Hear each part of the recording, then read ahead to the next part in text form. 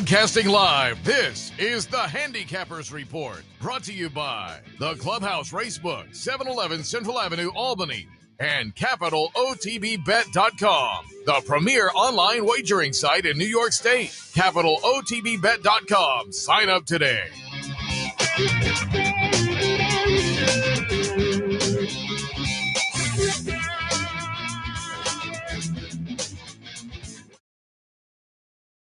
Handicappers Report alongside Seth Merrow. I am Anthony Mormino as we work our way through the end of autumn. I guess we could say grade 2 racing is behind us in New York, right? I don't think there's too many grade 2s in the winter time. And Dallas Stewart gets my only victory of the day last week and what I thought was one of the most, and I forgot to look, but I don't think there was any grade 1 winners in the race. I don't remember. And I was saying, because I love Twitter, and they were just talking about how they couldn't believe how the cigar. And I said last week, I said, well, this is not a grade 1 field. It's basically a grade 3 field, which is a great betting race, which is a very even race, which is all I truly care about. And instead of taking the bagel, we lose 60 cents on the day. So we're marching through. But congratulations to Dallas Stewart, the Cigar Mile. One of my favorite modern races of the time. I love those one-turn mile. What's funny in the Breeders' Cup is since they had the dirt mile, I think we've run a one-turn one, which I think was the idea, about twice. There's always been a two-turn race. I was just saying, I don't know what got me to it, but I pulled up an article this week about the first, which at the time was the Naira Mile, but it was run in the midst of that jockey strike. Willie Fox. Yeah.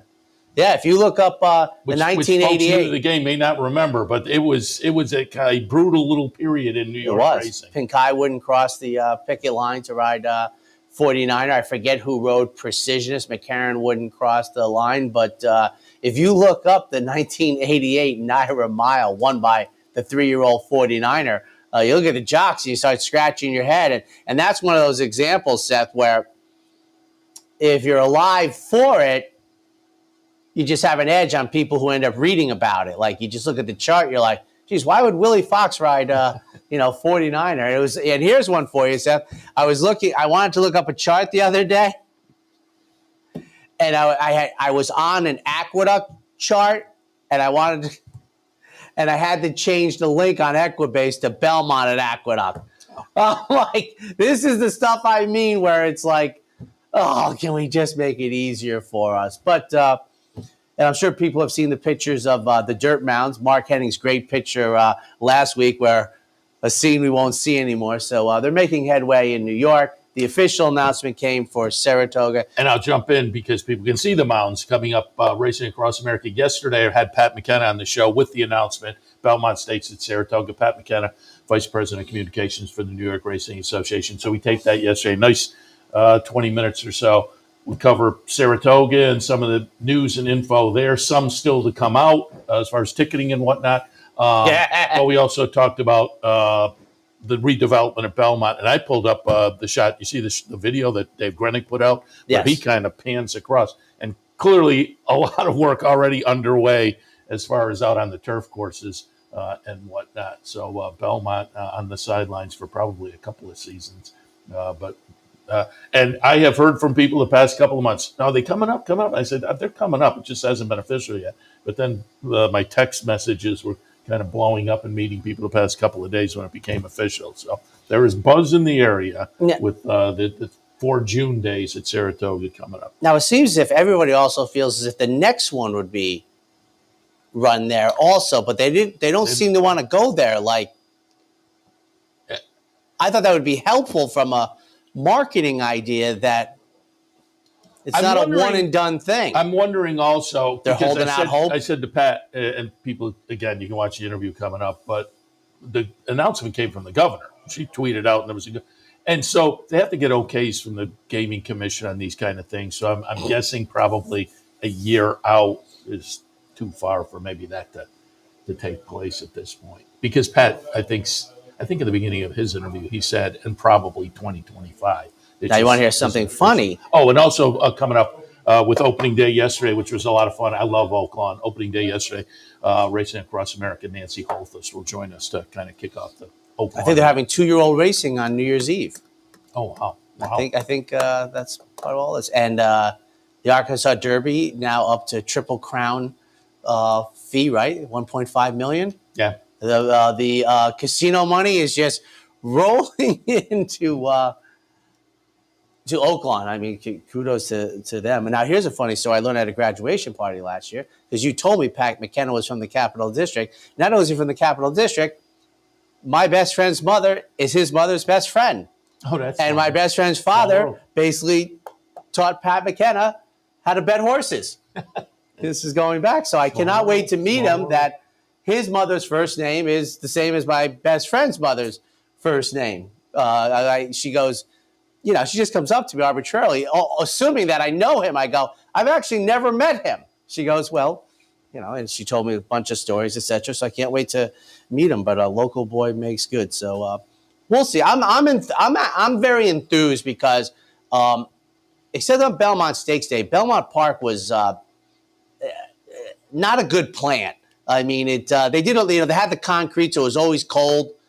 In the autumn, it was always rough. The outside was beautiful. I always tell people, to me, it had the most beautiful paddock. They not only did the most beautiful paddock in the United States, Delaware second, Saratoga third, but they're the only track that did the smart thing. They had the stands so people could. I've always wondered why they don't do that at Saratoga. Gulfstream now. The Gulfstream has it? Yeah. Gulfstream's surrounded by seating. Yeah, but is it the seating level? No. Oh, they. Yeah, it goes Denise up. and I went the first year. Though. Okay, I remember. I liked the paddock there. Yeah. As a matter of fact, they still have the people walking around taking your bets, so you don't have to get up. That I don't know. With the phones, they might not have to. What's amazing is this Gulfstream Park is 18 years old. No, that is amazing. I mean, you talk about time flying, and the reason I know that is because we went before Anthony was born. You know, so et cetera. So very intriguing. You know, interesting. Time of year. 23 stakes, $10 million, about $10 million, yes. Just under $10 million in purses. And boy, 4 days. It's going to be Thursday through Sunday. So. Can't wait for that Met Mile coming out of the Wilson chute. I'd almost prefer they run at 7/8, to be honest with you, as a fairness level of but just. Don't you think the chute kind of played fairly last year? For the most I part? think, as I was saying during the meet, and I wish Naira would have stayed on the shot for about 5 more seconds. Which I think I agree with. I think you would see that the resultants don't really dictate. Like, it's definitely harder from there. And then, you know, so. You're right, though. The shot is just starting to unfold. You're like, keep it, and yeah. they back. Yeah. And the other thing I'm thinking, not that in this day and age it matters very much, but they would have to limit the field size. You can't have 14 coming out of the Wilson chute. Absolutely. You know, so, but it'll all work out. I personally think it will be sensational for many reasons. And one is, and I said this years ago, remember when during COVID, I wasn't back with the network yet, but they ran in July at Keeneland. And I always wanted to see Keeneland during the great months, and it was beautiful. And I think, you know, Saratoga in June, they'll basically be able to run to about 7:30 at night. So we'll see. But I think it's going to be a hit. And apparently so do hotel owners think it will be a hit. So, you know, maybe my wife and I should build up prices. I should build up an Airbnb on the off of the deck on the back of the house to hose. When I looked, I had somebody text me the other day and quote just tell them some of the prices you've seen. Well, somebody you don't have to tell the establishment. Somebody from out of town said, you know, I checked it, $2,000 a night, and so I subsequently looked. It was $1,200 a night, and then there are more reasonable prices as well. But Tom O'Malley might be wishing he was still a hotel B&B guy. I started thinking maybe I have a spare bedroom. Yes, I can VRBO cash for 4 days. It's amazing. I think it'll be. I think it'll be great. I think I agree. You know, people love the place. And now, unlike the Breeders' Cup, which I don't think should be at Saratoga, I mean, June is the right time of year to be at Saratoga. I mean, it's a summer month, absolutely. So it fits. And I guess there's a small chance maybe there'll be a significant number of people that would be visiting Saratoga for the first time. Oh, I think that a Triple Crown race will draw them to Saratoga, which to Traverse, a little bit less popular. So that can only be good. Did you read this week any of the articles? And I'll tell people to go, really any of the, TDN, Blood Horse, DRF, Matt Hegarty does a great job. Yes, he does. The symposium out in Arizona.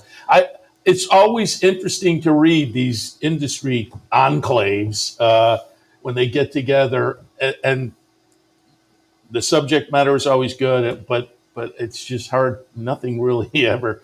But they had a nice symposium about the computer-assisted wagering, folks. They had one that was a little dire, talking about the track closures over the past couple of years. It was interesting to read what the main players had to say. But as I say, I don't know what exactly is going to come out of it. But it was interesting to hear. There were some things proposed, and certainly it was interesting to hear people recognize that article in the Financial Times, though, on the computer changed everything. Yeah, exactly. Changed everything. I think a lot of people, and myself included, I'm part of that change. I'm a significant.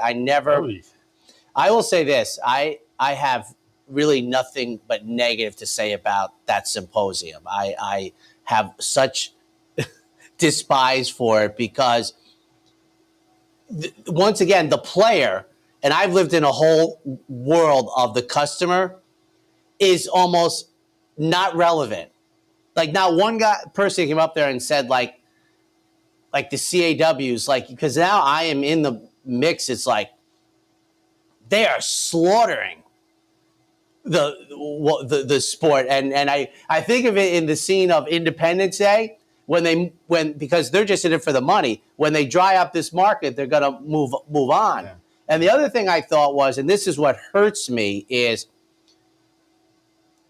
the CAWs and the slot subsidies. I won't call it the welfare that's popular on Twitter. I don't know where my sport would be. I'm pretty sure it'd be dead. And so my fear is that we're beholden to two entities that I don't want to be beholden at all. I can't believe we can't stand up on our own 2 feet. They don't talk about how there's no public awareness of our sport. And I'm it's like we're talking to ourselves in a room, and really nobody came out and said anything negative about the CAW. So I think they're frauds. It's like, they have to go. The tone is kind of negative. I just think everybody recognizes there's so much money. It's hard to, but they were talking about ways to limit their effect, whether that would be here's effective. The thing. We're 2 guys in Albany, New York. We know how to do it. 1 minute before post time, they can't bet. Yeah. And they know that, and that's what but they don't want to do it. It's like I always tell my wife about things like this. I go, they know the answers. We got the man to the moon and came back. I said, they know how they can make it a fairer play by just saying to the CAWs 60 seconds before you're out. Now, here's an interesting thing. Like this goes to show you how much I despise it is. So Naira has 2 pick 5s, right? 1 they're in, 1 they're out. What is that about? What are you saying? That's like the worst parenting in the world. Like, we're going to let you in 1 pick 5 for whatever reason, but you can't be in the other one, etc. You're like, I guess the one good fortune that I've read, because the Financial Times opened my eyes. But apparently, I haven't read that. What is that? A year? Is it? It's not quite a year old. No, probably you're right. I think in March. Yeah, that's so 9 months ish. So Google, you can maybe find it, but it was the one safe haven is apparently the trifecta is not their bailiwick. I think that's right. So I'm like, so maybe that's why I never noticed it. I'm not a win better. The other thing is, they like favorites for the rebates, everything like that. So they were kind of like, actually, I might be one of the small group that they've not negatively impacted. But here's the other thing I noticed, Seth, and we brought this up 5-7 years ago. I am absolutely sure this is why the odds in the Kentucky Derby are so much radically different than they were 30 years ago. That's why there's 8 horses at like 35-1. Their algorithms show them a breaking point. There was years ago, if you look up charts, there'd be 3 or 4 horses near 100-1 in the Derby. There aren't horses, there's not one horse 60-1 usually in the Derby. And that's because of how they met out getting a profit from the pool. And I said to my wife, who's a money person, they probably don't even know what a horse looks like, because to them, it's a financial game, and they have brilliant algorithms. And the other thing they said is, okay, let's let them bet into the pool, but you can't get the data you get that the general public doesn't get. That just seems like a reasonable thing. Like, my wife was aghast when she learned that they're able to play in a different way. She's like, you can't do that. I go, oh, no. No. That's my problem. And the whole thing where you can. Everybody knows that's not right, but no one talks about it. It's just they put so much money in the pool now. So the tail's wagging the dog. Yeah, nobody can kind of wean themselves. And apparently your track is letting them more in. Oh, I don't know. I didn't see that. Yes. But again, the amount of money. They've been pretty good about it, actually. They were great about it. Yeah. They had that, they had the on-track people getting more money for the show. Yeah. But apparently they're letting the big bad wolf into the door. And I think when you see these symposiums, nobody talks about how this is going to play out. Well, I mean, I think if you read about this one, I think everybody sees that there is not a good end, and they're trying to figure out ways to address it. I don't know whether they've come up with a really good solution at this point. What did we learn from Watergate? Follow the money. That's what we learned, right? We have Aqueduct and Gulfstream Park. Gulfstream Park under their championship meet banner. And Seth, I agree with you, and I don't think many people are on board with you and me, I think this is actually, and not locally, but a spectacular time of year. Yeah. Fairgrounds, Santa Anita in a couple weeks, Oak Lawn Park, Gulfstream's best part of the year. I think this is one time when, you have really 4 venues at their ceiling, but it's just that it's winter for us, and, it's at our depth in Naira. But we live vicariously, as I say. It is, but I do think, as you said, the Fairgrounds meet is fantastic with their 3 weekends, etc. Oak Lawn Park has obviously gone through the roof. I mean, it's just amazing, their growth. No turf racing, and yet they can survive. Yeah. So go figure. So we'll get underway and see if we can keep the ball rolling. I think because I only lost 60 cents last week, we're basically still about $70 ahead for 18 months now. So we'll see. 9-race card in New York this time of year, which I have to say is kind of it's kind of odd. I always think my guy didn't kick out enough. They've been doing the 1150 post the past month or so, but today they're back to 1220 with the Cigar Mile weekend. And it seems like they did about the same thing last year. I think 1220 will be in the mix for a few weeks now. And I think they announced 3 days a week racing will be March. Yeah, and they added a couple of days, though, to the schedule this year. And the final post is, this is what I always say, and I know there's reasons, but think about this. So the final post is 4:08 today, right? Basically, we're running 40 minutes earlier than Saratoga. Well, we're not finishing Saratoga at 4:48 for 9 races. We're finishing at 6. What was it? What was the number you said? 6:18? That was pretty much in stone. Yeah, all right. All right. I'm going to look at Gulfstream a little bit later on, and again with Oak Lawn this weekend. I taught some Oak Lawn on the one sheet if you want to pull that up. But we will kick things off this morning with race number 1 at Aqueduct. Maiden specials going 6.5 furlongs. How'd you see the opener? I like this.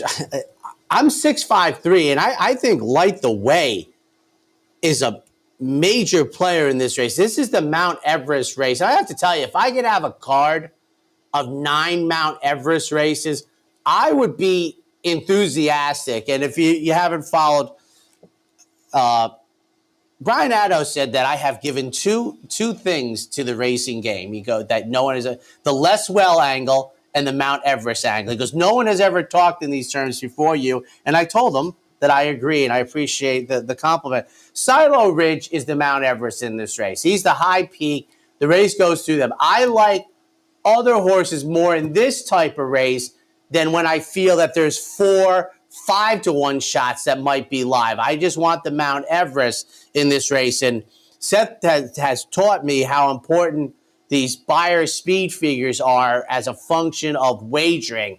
And this 88 in the last race, which is towers over the field, is super powerful in betting, and Silo Ridge is 4 to 5 in the morning. The race goes through this Bill Mott horse.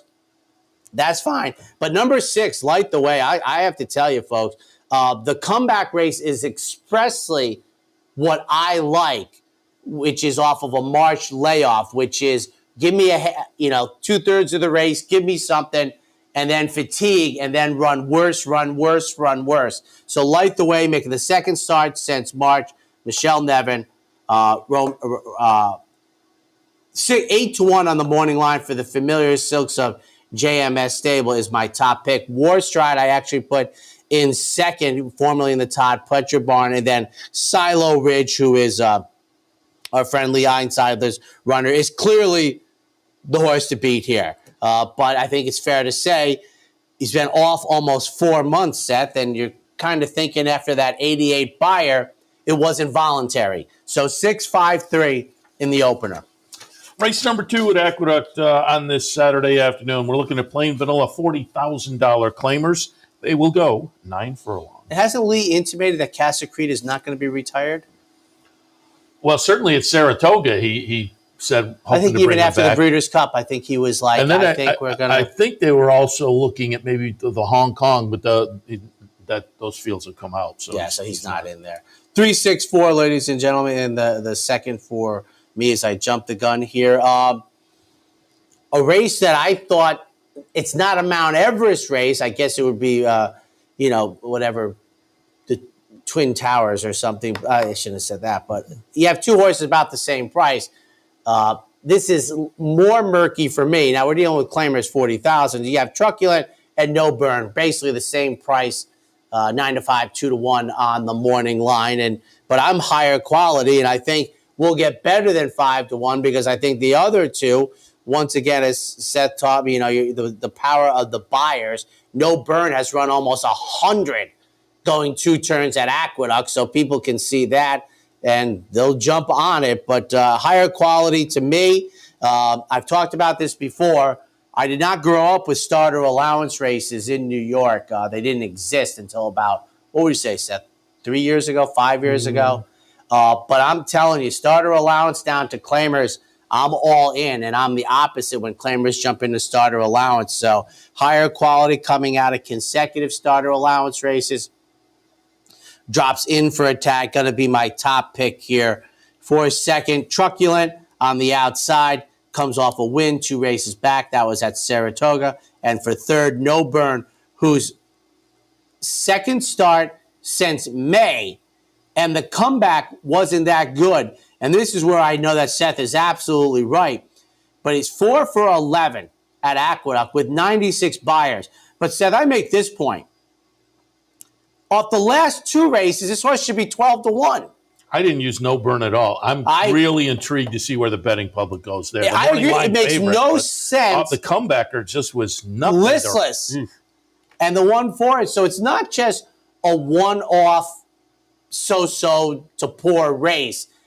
He went to the sidelines with a poor race, came back to the poor race, and he's 9 to 5. Yeah. It's just definitely that 96, 93 that are sticking out there, in my opinion. 3-6-4.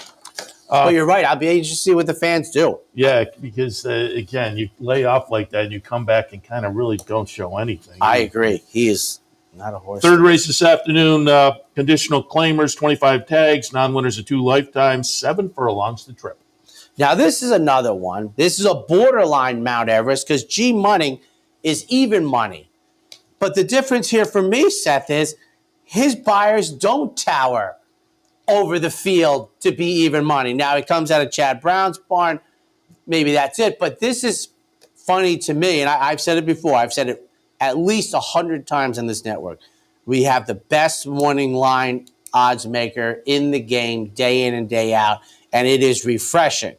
But I don't see, maybe the fans will make G Money, even money, etc. But I'm 4-2-6, good rapport for Rudy Rodriguez, second off of a claim. They're going to take blinkers off. I like the last 2 starts. Got beat at 3 to 5, getting the worst of it on November 2nd. We've had 5 weeks off. I think we're in a good spot here. For second, I do have G Money, who I think is just in the mix. And if the idea is that first time in the Chad barn out of Safi Joseph barn ran an 86 at Saratoga, that's like the only thing setting the even money price. Well, that was a long time ago in races, and in it kind of sticks out where you're like, I don't believe it so much. You don't seem to be an 86 buyer person. And for third, Uncle George making the first start since January, coming out of California. When David Jacobson first came back, when his health allowed him to, he went and got a lot of California horses. That's how he really jumped back in the pool. Now, I'm sure, moving into this barn off a January layoff, but David Jacobson right up there with Richard Dutcher. I try not to let their horses slide by me. 4-2-6. And by the way, last week, I put the two uncoupled Dutcher horses in the opener, and the other one at 13-1 or such won the job in I believe the career debut. So it's like 4-2-6 for me. I will say part of what I think G Money is getting is that the class move, which I have liked now for years and can typically get you some value, but I think the betting public is kind of getting on a little more. Coming out of a state bred allowance and going into an open claimer can be, and then you throw in Chad Brown. I think the two of those things are helping to move. Fourth race, top of the page, I've written competitive. Yes. It's a starter allowance going 3/4 of a mile. And I talked to you once about in the summer, you hadn't had the Matisse brothers on. Now, I know that didn't come to fruition. But Paul wrote something on Twitter that is above my head, but I think if he explained it to me, that Air Show is the horse I'm referring to here. That there seems to be something going on with these voided claims, with horses winning races that might not seem to be as clear as the nose on your face. And I think Paul, who is brilliant in this game, could probably walk me through it as the Financial Times walked me through the CAWs, and I would come out on the other end understanding it. So Air Show I only have in third, but was something the waiver claimings and the voided claims when they first came out seemed like such a good idea. And naturally, somebody figured out a way in the back door. 2-1-5, breaking from the rail. Ego Man going out for Jamie Ness. We don't see him run too many horses in New York, but he is a 25% trainer, mostly at Parks. Frankie Pennington comes in for the ride. And, Frankie Pennington is Mr. Parks for the last, I don't know, it's 15 years. Yeah. I mean, yeah. So, scheduled break from another four post position is the one, Colonel Vargo. What is 8-5 on the morning line. To me, I think Seth, an angle that I don't talk to too much anymore, but the class relief coming out of the 1X down to the lower of the two starting allowance. Why? Because Seth, I think in the buyer speed figures, he's only in the mix. And he's not getting a lot of help from his entry mate, Big Engine, who's the same horse based on buyer speed figures. So, it's funny, like I know there are no hard and fast rules, but the buyer speed figures sometimes seem to lead me to scratching my head like you're not noticeably faster. Like in the first race, I understand why Silo Ridge is 4-5, ran an 88. Okay. But Colonel, the one entry is just in the mix, but they're 8-5. And then I have Air Show for Rudy, who comes out of the voided claim victory. So, walk with the wheel. But I like Ego Man in here, beating the entry at a short price. They will be a short price, not me. 2-1-5. In from Parks, and I will say, I've said this to people recently, I think the New York game has changed enough, certainly at this time of year, that you have to pay attention to some of the out-of-towners. And Parks, Butch Reed last weekend maybe kicked off some nice Parks results. But we also had, I think it was yesterday, there was a Finger Lakes shipper who had a little Naira form, had raced on Naira tracks before. It wasn't great form, but got it done. And so, again, don't necessarily dismiss, as you might have in previous years, some of those out-of-town shippers. Fifth race at Aqueduct, plain vanilla 12-5 claimers going 7. 7-4-2, ladies and gentlemen. Don't be late. I don't usually have that. I saw Mike Luzzy officially retired. He's going to take his son's book. Yep. So here's Lane. And he sounded like he was not enthusiastic necessarily about it, but the opportunity came up to work with his son, so he decided to do that. So Now, I will say this: when early in Lane's career, I want to say about 3 years ago, maybe the Remington Park meet, but I was following a meet. He was young, just starting out. And like the third day, he had like a $98 winner right off the bat. Because obviously his name, Mike Luzzey's been around. I think Mike Luzzey and I are perhaps about the same age. I mean, I might be a little older than Mike Luzzey. I think one of the articles had him mid-50s. Yeah, I think that's right. And I'm 60, so I think I'm a couple. But I remember when he was apprentice, I think he won the Eclipse Award as the apprentice. And, he had some good luck in New York. When he came to New York was really when Bruce Levine and Roddy Valenti. Roddy had owned horses for a couple of years, but really that Coyote Lakes winning the Gallant Fox, and he was on board with that. So I like Don't Be Late with Lane Luzzey taking them out here. The last race, final running position doesn't look good, but that was 9. I think a solid effort. We cut back to 7. Don't Be Late on the outside going 7/8 is my top pick. And here's one, Seth. And I know the last race shouldn't mean everything, but so Clem Labine, I guess a Dodger pitcher or whatever from 80 years ago, is 7-5 coming off a 72. And Don't Be Late ran a 74 in the last and is 9-2. Some things you just can't figure out. Joker Boy, I think, is a player in here coming off of the claim. We see Wayne Potts' name starting to pop up. He claimed this horse, then got it taken away. Then Winning Drive, I think, could be tough in here from down inside. I'm just wondering if the 7/8 might be a little bit too much against this. I got to tell you, Seth, Clem Labine a long time ago in California, maybe 7-5, but I don't know that Clem Labine is... take your chances. I know they win, but my goodness, they're just not that much better than these other horses in present form. Yeah, I went with Joker Boy over. Okay, yeah. Labine. I understand. Joker Boy camp. Yeah, I understand. All right, we'll take a break. When we come back, more Aqueduct a little bit later on Gulfstream Park. Stay tuned.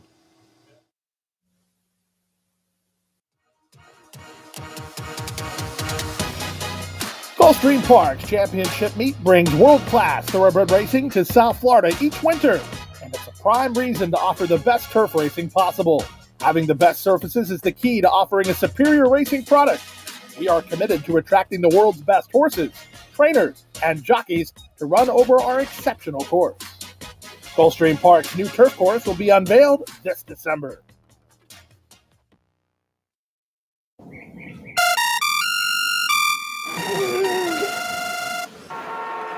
Come on. I want sales reports on my desk by Monday. Whoops. My bad. Love racing? RTN brings you every live simulcast on your home television, plus live video streaming and race replays on your PC and mobile devices. To order, visit rtn.tv. RTN, a breed apart. Caapital OTB is now streaming live on Roku. The RTN Racing channel on Roku lets you watch OTB TV live through your Roku device or your Amazon Fire Stick, rather than being limited to computers and mobile devices, which means you can now watch OTB live wherever you are. Simply open Roku, scroll to find the RTN channel, then click on OTB TV. OTB TV on Roku. Try it now. Welcome back to the Handicappers Report on this Saturday, December 9th. Again, Seth, Merrow, and Anthony Mormino. I'll have Gulfstream in a few, but we will continue now with Aqueduct for Saturday afternoon, the 6th race. State-bred maiden specials, going 6 furlongs. Oh, and here's the other thing about that symposium. Nobody talked enough about, or the right people, about the racetracks owning the CAWs. Well, that is completely should not be allowed. That is like, no way. There's no average person thinks that's yeah, okay, go ahead. But if they're coming in and invading the game, don't you want the tracks to kind of have some say over that? I mean, I get what you're saying, but they're not. They don't have yeah. You own the track, and yet the one doing the most penalty to the track, it's like 5-1-3, ladies and gentlemen. I was shocked when I learned that a couple months ago. That's trying to own part of First Elite. I'm like, no, you can't have that. You can't have that. To me, it's almost the equivalent of letting a trainer bet on another horse.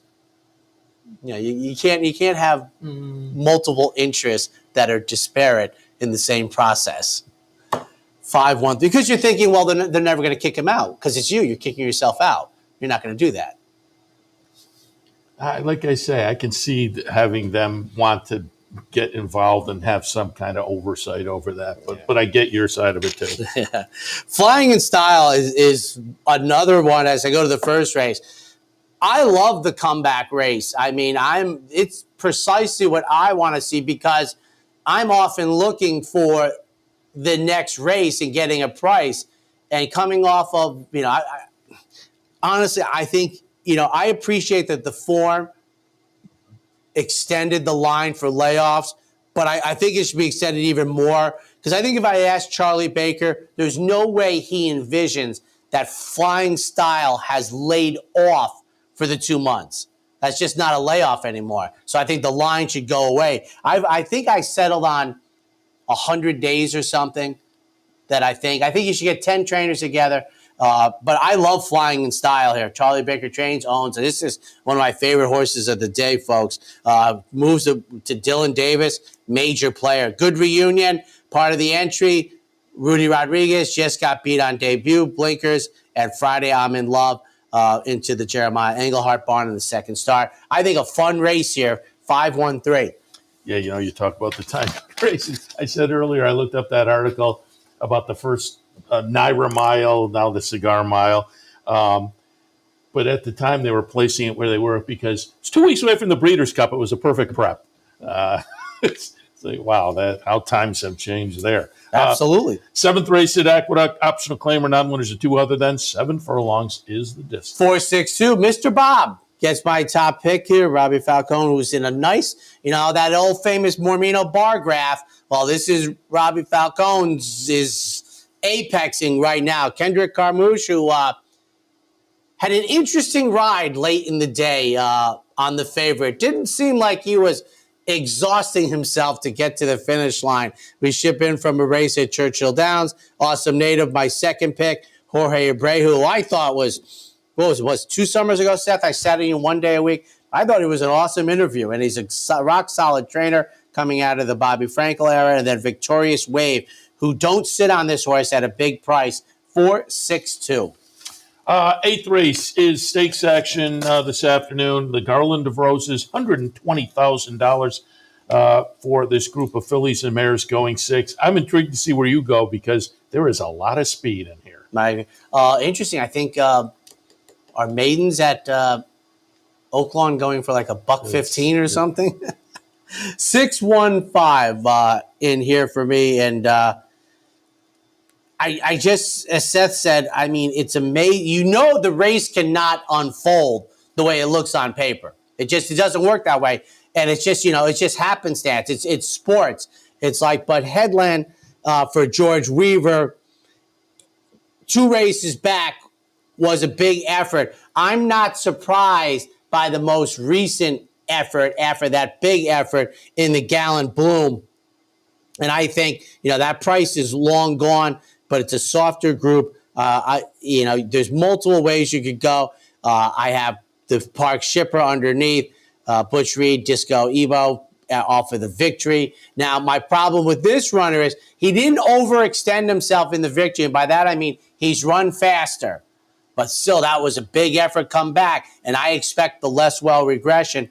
And then Olga Isabel for Brad Cox, who seems to be wins on the front end, Seth, and I'm not so sure is going to get that trip today. Has never won without being the ones across the way. So it's 6-1-5.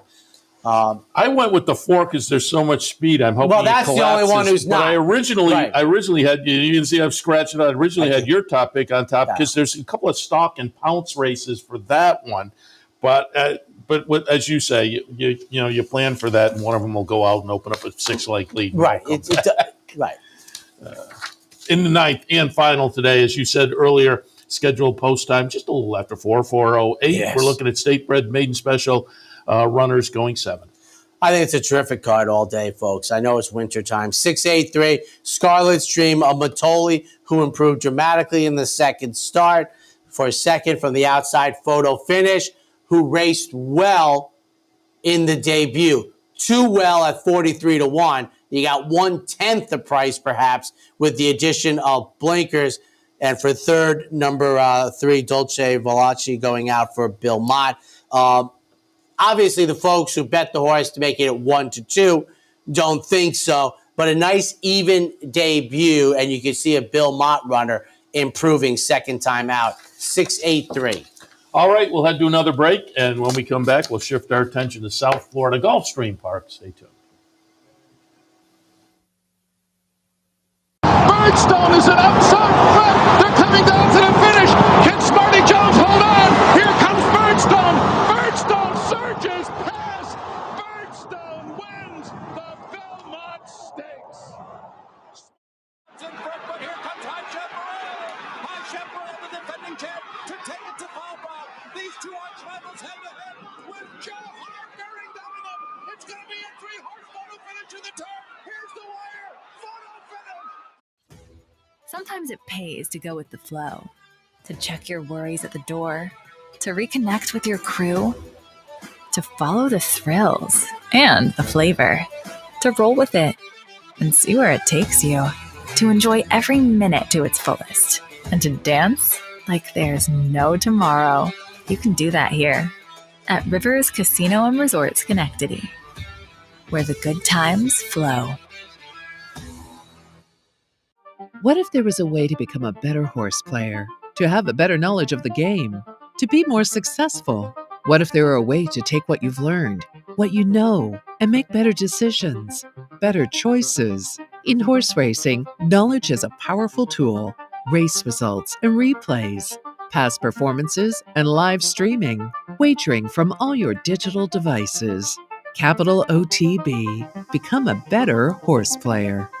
And welcome back, ladies and gentlemen. Time to turn our attention to Gulfstream Park. They're underway in their championship meet. Usually take, to about April 1, like day after the Florida Derby I is think the it's last actually day. March 31st. March 31st. That Sunday. All right, then. So in the opener at 12:10 on the synthetic, going the popular mile 70, 3-year-old and up claimers. Ken Ramsey, Safi Joseph Mufra. I'm guessing the pronunciation there. One to break the maiden last time off a little bit of a layoff at 12.5, comes back at a 8,000 N2L. I think that's kind of a lateral move. So I'll put that one on top. Simply Jack in the second spot, comes down most recently from Horseshoe Indy. That was towards the end of September, but was racing in good form. Another one broke the maiden last time for 20, comes back for the 8 N2L. So I think I like the top pick, kind of a cozy fit. Class-wise, and then in the third spot, Luna Warrior, the number 11. Luis Saez on board for Jack Sisterston. Off a couple of tries, turf up at Saratoga, synthetic at Presque Isle last time, but like the top two is getting some class relief that I would guess is going to be beneficial in the opener at Gulfstream, 6-9, 11, and 7. A mile on the turf for 3-year-olds and up, optional claimer, entry-level allowance. I have it 2, 1, 7, and 12. I'm going to put the number 2, Quality G, on top. Nice little win, 2 back in a starter allowance up at Belmont at Aqueduct, and then a second-place finish at the same venue last time in an allowance race, a rich allowance. Todd Fletcher trainee with Irad Ortiz on board. Looks to make sense in the current good form. Second spot, Omni King. Broke the maiden 3 back, tried some allowance company in the last 2. Again, up in New York, now comes south. Now, the 2 allowance races, a 5th place finish and a 4th place finish, but number-wise is racing in a fashion that I would think is going to fit with this bunch this afternoon. And then in the third spot, it's going to be Headline News. Jimmy Toner, trainee, who has been working over at Palm Meadows on the move down, most recently racing at Laurel. That was a maiden breaker, but it was only the 3rd career start. So being lightly raced, now getting to string a couple together, there may still be a little upside for that one to put Headline News in the mix as well. Second race, 2, 1, 7, and 12. On to the third, and I never saw these races in the United States. I saw them at Woodbine. Maiden optional claimers, 2-year-olds going 5.5 on the dirt. 2, 6, 5, and 3. Mighty Mekong on top. It is an offspring of Kozan. Another one of those Kozan runners put in a good effort at a price to win at Gulfstream last. And I don't think that was a first start. I want to say maybe a second or third start. but they are win early types, and oftentimes you can get a price. I think the workouts are pretty good. So there's a little bit of win early breeding here. Trainer can have them ready. I'll take a little shot at a nice morning line that I think will hold up in the afternoon. Arrogancy in the second spot, number 6. Higher percentage trainer and certainly a higher percentage jockey. I like, speaking of coining phrases, I hadn't heard this before, but Brian Nadeau down at Gulfstream said, what do you give us? You're paying the Irad Ortiz tax. With the, I like it. You get. I like it. The tax. I like it. You lose a little value when he's on board, and I think that is the case, and I'm sure that'll be the case here. But I think he is a legitimate contender. And then Spin the Boulevard in the third spot. Brittany Vandenberg runner. Showed speed in the first couple of starts and then faded. Faded more last time at a $100,000 tag as compared to the first start at the 50 tag where the horse just missed. We're back for the 50 today, which will be beneficial. In the third, 2, 6, 5, and 3. On to the fourth, 2-year-olds. Maiden Claimers going 5 on the synthetic. 4, 6, 9, and 1. I'm going to put All Baby on top. Trainer Wesley Ward with a first-time starter sprinting on the synthetic. He is very good first out. He's very good first for a claiming tag. The workouts aren't necessarily indicating a whole lot, but you wouldn't expect them to for a maiden 25 tag. But I'm just going with the connections. Wesley Ward, very good in this situation. All Baby on top. Laconia in the second spot.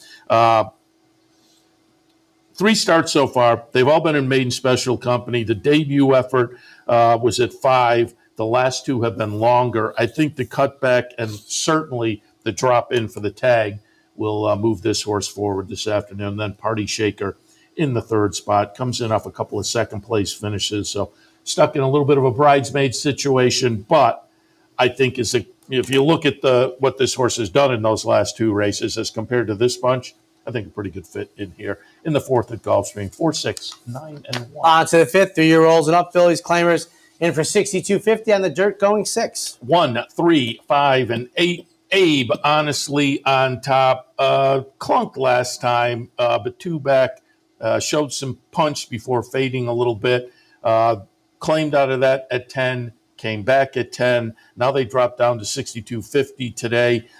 Off of those last 2, the 1-2 back I kind of like, but the last 2 overall, I just match up with this bunch. But you go down the page, and we have some better numbers that I'm hoping we get to with a start under the belt in the barn and a little bit of class relief. Uranium in the second slot, kind of a similar situation. The last 2 aren't much, but there are much better races down the page, and maybe we get closer to those with a class drop for this one today. And then Earth in the third spot. Hasn't been seen since the end of September, so a couple of months on the sideline. But I think, again, you look at what this horse typically does, is going to match up okay with this bunch today. Fifth race at Gulfstream, 1, 3, 5, and 8. And a pair of juvenile turf races on the card today. Up first will be the Phillies in race number 6.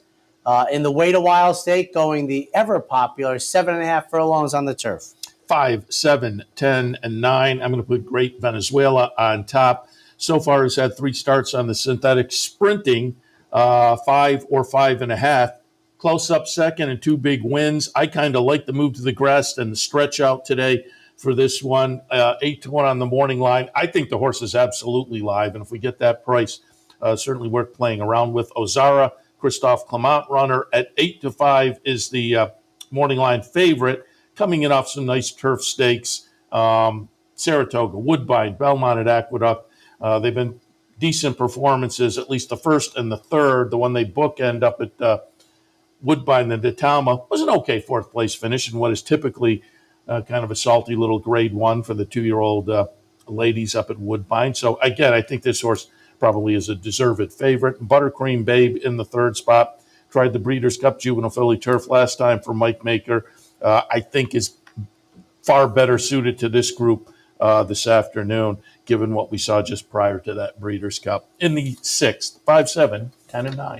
Take a quick break. When we come back, second half of today's action from Gulfstream Park. And they're off in the Pegasus World Cup. They're off in the Fountain of Youth Stakes.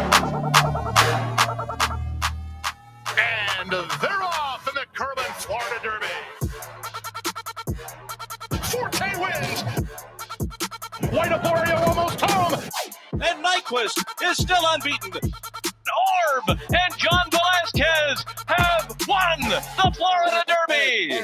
Florida wins! And there you have it. Northern Dancer will be the winner of the Florida Derby.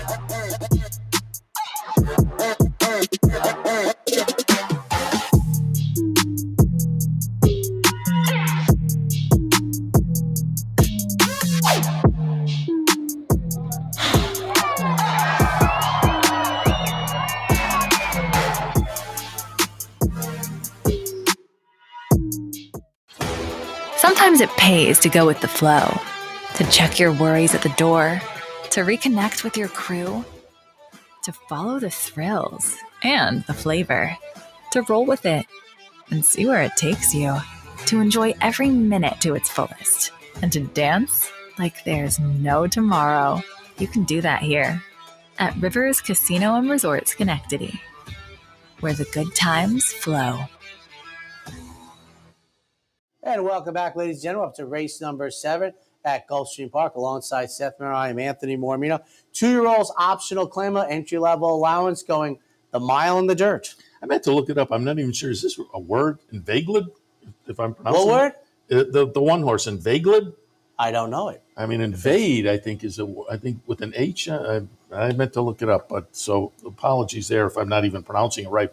But regardless, one way or the other, I think the first 3 starts of the career have been pretty good. The numbers certainly improving with each start. Broke the maiden in the second start in an improved effort, and then just missed in one of those nice little 2-year-old stakes in November at Laurel. So I think this horse is kind of a cozy fit in here for Jane Sabelli. Second spot, C Streak, another one, lightly raced, but has looked good. They were ambitious enough to try a stakes race to start the career at Monmouth and ran a nice second in there, and then went back to the more proper maiden special level and won nicely. So I think is well suited to returning to stakes action here. And then Catalytic, Safi Joseph runner that looked very good in debut early in October. Morning line favorite in there, probably deservedly so, but I don't think, given what we've seen so far from the other couple I've mentioned, give Catalytic any notable edge for the 7th race for me at Gulfstream. 1, 7, 6, and 3. On to the 8 2-year-old maiden special weights on the turf, going a mile. I will say it was too deep on the AE list for me to include, but if the 15 gets in for Todd Pletcher, I see you looking. Take a look at that one. We'll need at least a couple of scratches to help get in. As they say, it was a little too deep for me to use. I went 2, 6, 3, and 4.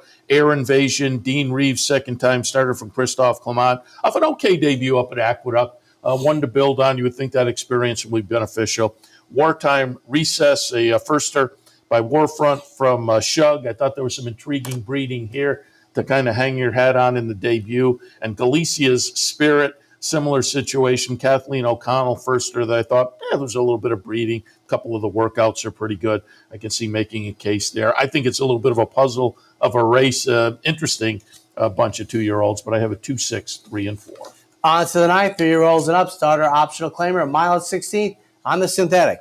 3, 7, 5, and 6. I'm going to put Tis Romantic on top. Safi Joseph runner coming off a nice win last time. In what I think was probably a similar type of talent level anyway. Optional claimer, non-winners of 1. This is an optional claimer starter allowance. But as I say, I would guess, it's not a big leap forward. This is not going to be an obstacle. Comes in good form, improving form perhaps. So Tis Romantic on top. Second slot, we'll take a look at Fly the W. Tis Romantic is 9 to 5. This one is 8 to 5 on the morning line. This one also coming in very good form. I'd be interested to see where the betting public does go. You could easily flip-flop those two. Once you got beyond that, Starship Wizard and Uncle Armando, I think, were both playable. And either one on a best effort maybe contends, but it does look like it's going to go through the top 2. In the 9th, 3, 7, 5, and 6. In the 10th, Florida breds, 3-year-olds and up, optional claimer going 6.5. 6, 8, 1, and 3. I'm going to put Divine Connection on top for Safi Joseph. This is the 3rd start back up, kind of a late summer layoff, and showed a little touch of improvement start 1 to start 2. If that continues, makes some sense. Gervin Girl comes in off a much improved effort last time. And it was so improved, I wasn't quite sure. But with only 7 starts, it may have been one of those where the horse just kind of figured it out. That's what I'm hoping. But it was a little bit of an aberrational kind of an improved number. Atalanta Alexandra in the 3rd spot, similar to Gervin Girl in that, relatively lightly raced and maybe kind of figuring it out. In the 10th, 6, 8, 1, and 3. And in the finale, time for 2-year-old boys in the pulpit going 7.5 on the turf. Yeah, and I'm going to go with Noted coming out of the Breeders' Cup Juvenile. They tried the dirt last time, Pletcher and Rapoli. A failed effort, a failed experiment behind Fierceness in there. But the turf try 2 back down to Keeneland in the Bourbon says this one maybe just getting back to what is probably a little bit more of a proper spot. So we'll put Noted on top. Liam's Journey for Mike Maker off 3 improving efforts number-wise, including a good 3rd in the Pilgrim last time up in New York. And then Palm Tree goes out for Brendan Walsh and Godolphin. Finished behind Noted last time in the Bourbon, but comes in with a nice bullet workout, lightly raced, a little bit of a layoff since the last. Palm Tree to me is interesting. 3-1, I'm not super interested, but if that horse did tick up a little bit maybe. In the 11th, I have it 8, 2, 5, and 11. And Mike Rapoli had alluded to maybe sending Nick Zito a horse at Oaklawn Park because of the purse structure basically going on. So we'll see. I mean, Oaklawn Park, big surge over the last, I would say right around Smarty Jones time. So really kind of like this century, the last 20 years, they made the real fairly recent. I mean, I can tell you on the downside when the Rebel lost its grading, Smarty Jones this year, because I always tell the story that Smarty Jones had 0 graded stakes earning going into the Arkansas Derby because the Rebel, I think, was ungraded for 2 years. Now, what's the Rebel? $1 million race? Yeah. And it's the prep for the prep for the, it kind of changed. So in 2004, the Rebels ungraded. 2023, Oaklawn has one of the greatest purse structures in the United States. I mean, so who do you have for the good people at Racer Us America today? Top of the hour, just a couple minutes away. We'll be joined by Nancy Holthus. Again, we're underway at Oaklawn. You can watch Nancy at the pregame, the paddock commentary, and whatnot. So we'll kick off and kind of lead into the Oaklawn meet with Nancy. And then she'll be live. We taped yesterday with Pat McKenna from the New York Racing Association talking about the big news, Belmont at Saratoga, and also caught up on the whole Belmont redevelopment plan. Sure. Looking forward to it. What's funny is about their new announcer, Matt, I forget his last name. Zinnerman. I think years ago when I went to Golden Gate to visit, right? I think he was doing paddock stuff. Then he got the announcer job, and now he's got, I don't know, one of the top 3 jobs in America. So good for him. He stays, I go, ladies and gentlemen. Have a great Saturday.